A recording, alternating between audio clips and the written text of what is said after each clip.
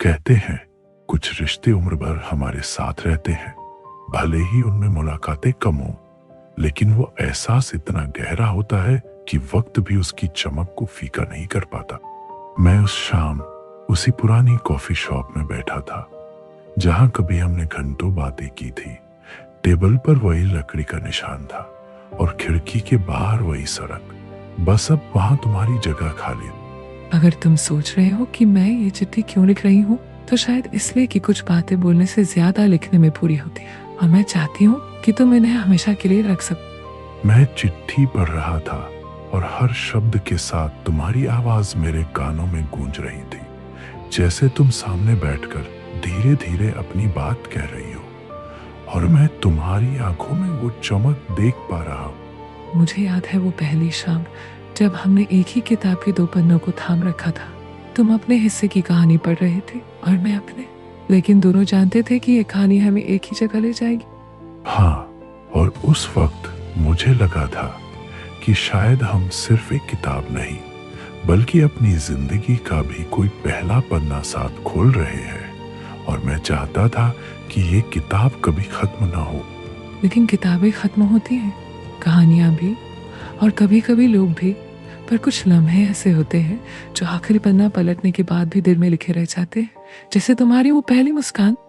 तुम्हारी मुस्कान, तुम्हारी बातें और तुम्हारा चुप रहना सब मेरे लिए एक भाषा बन गया था, जिसमें हर सवाल का जवाब और हर डर का इलाज था। लेकिन मैं समझ नहीं पाया कि वक्त बदल रहा है।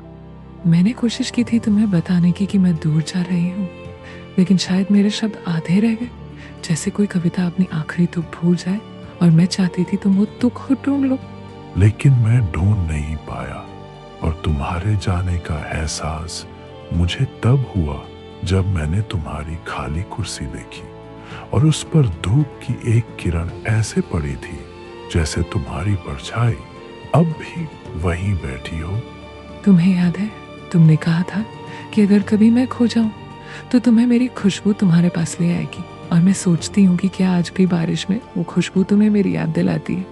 हाँ, बारिश, किताबें और तुम्हारी लिखी पंक्तियां, ये तीनों आज भी मुझे तुम्हारे पास ले आते हैं, जैसे किसी ने वक्त को मोड़कर मुझे फिर उस शाम में पहुंचा दिया हो जहां सब अधूरा था पर खूबसूरत था। शायद यही प्यार है, अधूरा लेकिन इतना गहरा कि पूरी जिंदगी का रंग बदल दे, और तुम्हें सिखा दे कि किसी को थामने से ज्यादा जरूरी है उसे महसूस करना, भले ही वो दूर क्यों ना हो। तुम्हारी ये चिट्ठी खत्म हो गई, लेकिन तुम्हारी आवाज अब भी मेरे कानों में है, और मैं इस कॉफी के आखिरी घूंट के साथ तुम्हारे लौट आने का इंतजार फिर से शुरू कर देता।